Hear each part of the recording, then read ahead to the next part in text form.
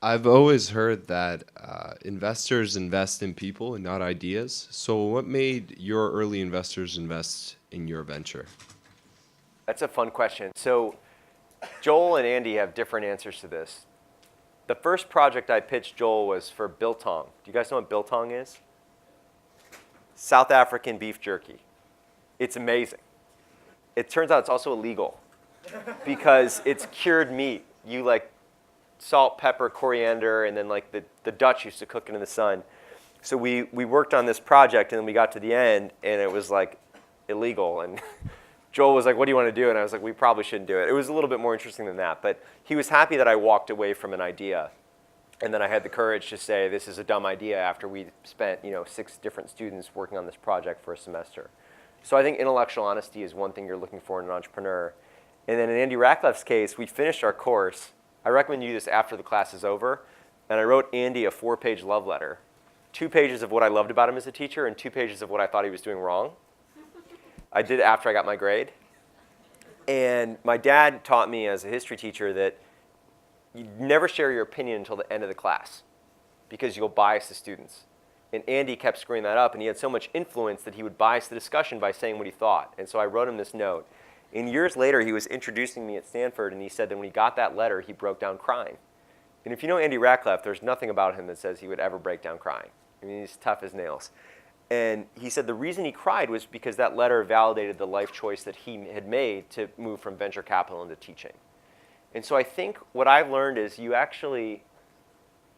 mentors don't want to take on volunteer projects. They want to interact with people who actually provide them with value. And so don't go to a mentor and say, what can you do for me? Figure out what you can do for them. And in my case, that led to those 2 investments that got us going.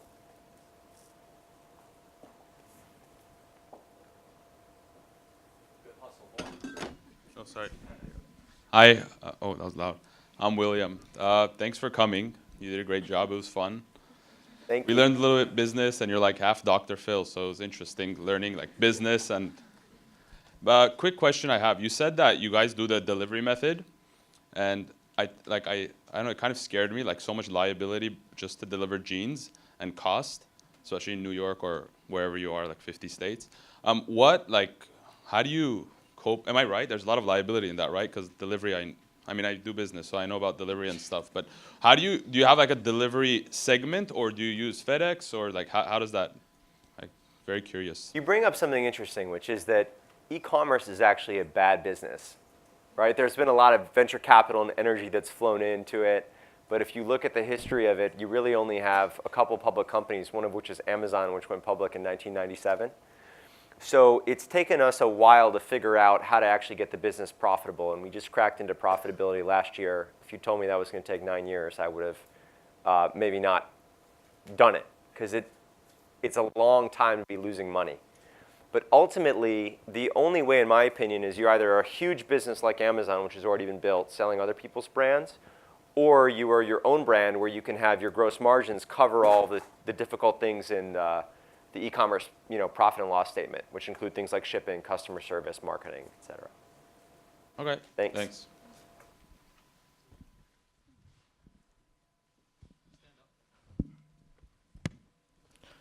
Hi, thanks for coming. Could Thank you you. tell us the story behind naming your company and how important a name is for a company? Great. So can anyone name the 5 great apes? What? Bonobo? Gorillas? Yep. Chimps? We got chimps, gorillas, bonobos, orangutans. Everyone always gets us last. What? Not gibbons, that's a lesser ape, which sounds mean, but it's true.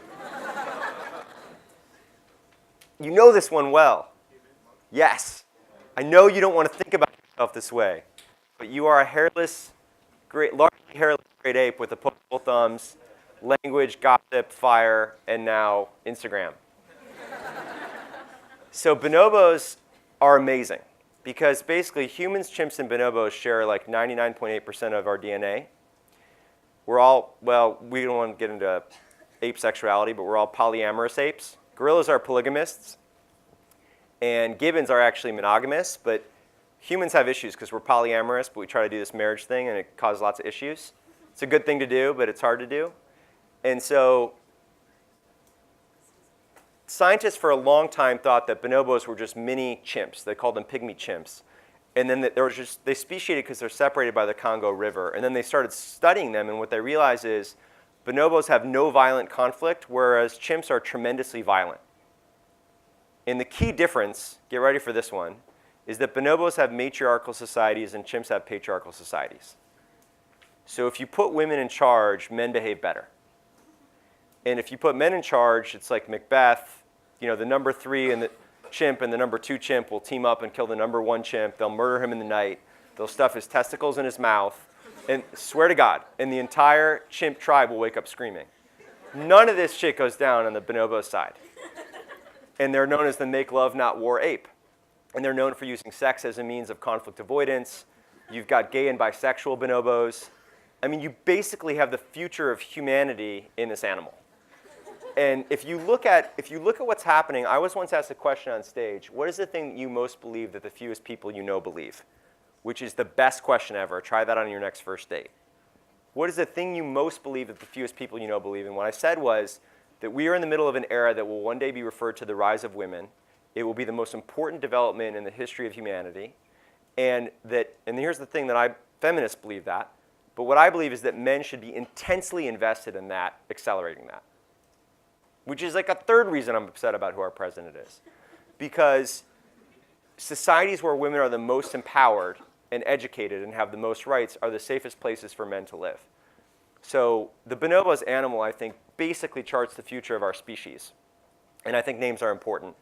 And it's been really hard to pronounce for a lot of people for a long time. So I'm glad everyone's getting it right. And we're on the cusp of doing more to educate people about it.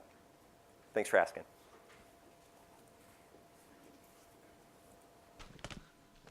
Hi, thank you. I'm Ali. I wanted to ask you how you go about competition, more specifically online, and how did you differentiate bonobos to become so successful? I've got a bad answer for you. I didn't worry about it. Andy Rachleff taught me this. He said, if you're focused on competition in the first 5 years, you'll never matter. Because competition only matters once you've got something.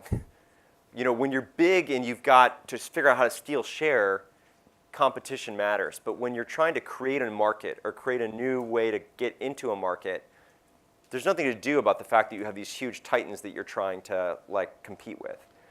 Now we're in a place where our online business is bigger than J. Crew's in men's, bigger than Banana Republic in men's. We're bigger than brands like Club Monaco and so on and so forth. So now we can look at this and say, all right, we got to get past J. Crew and Banana Republic. Those are the next two. They're both over-inventoried, over-distributed. I think bland clothing, service model isn't differentiated. And they're both going to come under incredible duress over the next 5 years because of these legacy store footprints. Once we get past those two, then it's Brooks Brothers and Ralph Lauren. And Brooks is 800 million, Ralph Lauren is a couple billion. So that's kind of, I think about it in phases now. And now we're at a stage, we're in our 10th year where we do think about it more. But don't think about it in the first 5 years.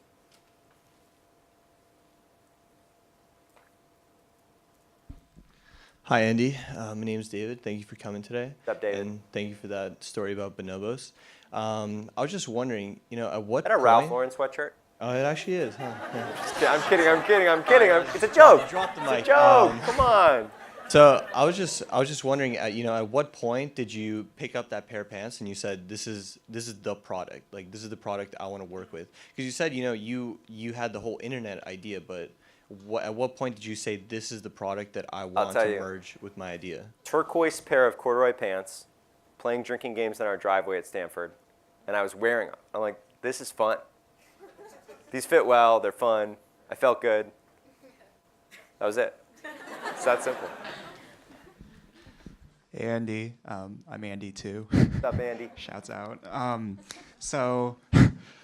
sure you've heard of, the Stanford duck syndrome before. No?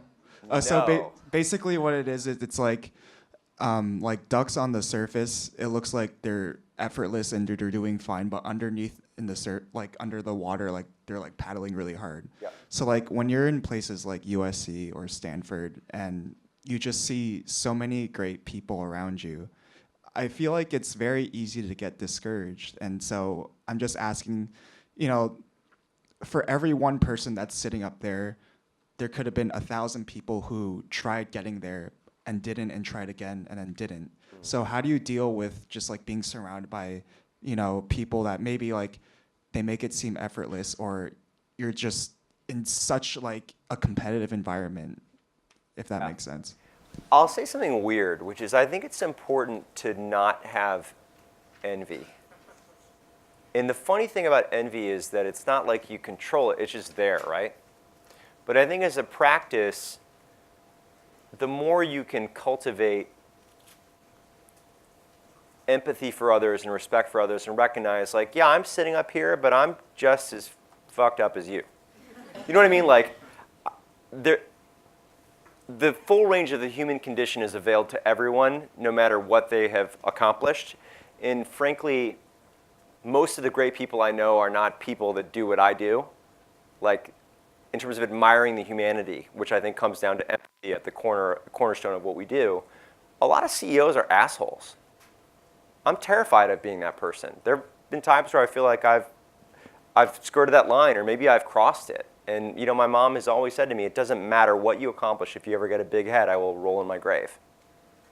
Right? When Tiger Woods was going on his rampage with other women, my mom looked at me and she was like, if that's ever you, I will roll in my grave. And I still remember that moment. I can remember where we were sitting. So I think the humility is part of it. And the more humble you are, I think the less jealous you are. And I think it's important to recognize that everyone has got some unique beauty and authenticity. And I don't mean physical beauty, I mean internal beauty. And so the way I thought about being at Stanford was, oh my God, these people are amazing. I'm going to play bumper cars to figure out, like, what is my unique path? And I came in coming from private equity, and I was like, I'm not that good at this. Same thing happened to me in college. I wanted to be a doctor, and I met all these other people who were gunning for medical school, and I was like, I am not as committed as these people. And so I think when you get to an environment where you're surrounded by great people, it's a privilege to figure out what makes you unique. And search for that and honor the fact that there's something special about you. But don't help other people do what they're doing and hope that they'll help you. And in 20 years, 25 years, you're not going to care. Like, every reunion I go to from college or business school, people are becoming less and less insecure. And it's a beautiful thing. And one of my mentors, Andy Ratcliffe, says that by the time you get to your 25th year Stanford reunion, people can actually have fun. Because no one's comparing notes about what they've accomplished. They've realized that that's not the most important thing in life. It's the people that you love. It's the relationships you have with those people. That's the most important thing. And it's hard to have that perspective from where you sit right now.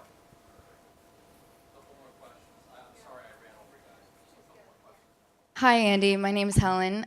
Thanks for coming again today. I have a question for you regarding what would be your first knee-jerk reaction if you had another good idea. I think for a lot of us, we wonder about that day when we'll have an idea. Who do you tell? What do you do? What is your first step? Yeah, I had no idea how to think about this. And then the guy who started the online chess site, told me, he calls it climbing the monkey bars. And he gave this talk about how you have something to do, you have an idea you're excited about, and you don't know what to do. Like, there's infinite possibilities in front of you, and what you want to do is like take that first step. So just like go to GoDaddy.com and buy, like name it and like buy the URL for like $4. And then, you know, the next day maybe you like call a lawyer and figure out, do I need a legal structure for this? How much money do I need? They'll probably say, don't worry about it right now, go figure out if you got something. And what you want to do is every day take like tangible steps. It's that cliche thing about a journey of 1,000 miles begins with a single step. It's very hard when you have this big dream in front of you to realize that on any given day, what you do is reasonably mundane. But it is the accumulation of days that start to make anything possible. And so I tend to believe that we always feel disappointed with what we did in a day. We generally feel behind with what we accomplish in a month. That if we look back at a year, we're like, whoa, a lot happened. And then if you look at 10 years, it's magical what you can accomplish. And so just find something to do that next day, whatever it is, and do it. And then keep doing it, and eventually it'll take on a logic of its own. I don't know if that helps. No, that's perfect. Okay. Sorry. Last two. She made a very audible sigh. Hi, so I actually worked at Trunk Club last summer, and Brian was there who spoke a lot. Is that why and- you were nodding so much? Yeah, and I'm from Chicago, Okay. and I'm a Cubs fan. Anyways, I was wondering, so obviously Trunk Club expanded to women, but it started off with men. Would you ever think about having your line within Trunk Club, or there be some sort of relationship there? All right, quick customer survey. Raise your hands, women only, if you think Bonobos should make women's clothes. Raise your hand, men only, if you think Bonobos should make women's clothes.